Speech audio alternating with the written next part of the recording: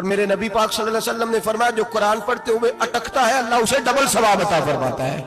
फरमाया जो जुबानी पढ़े सिंगल सवाब, जो देख के पढ़े उसे डबल सवाब। हुजूर क्यों?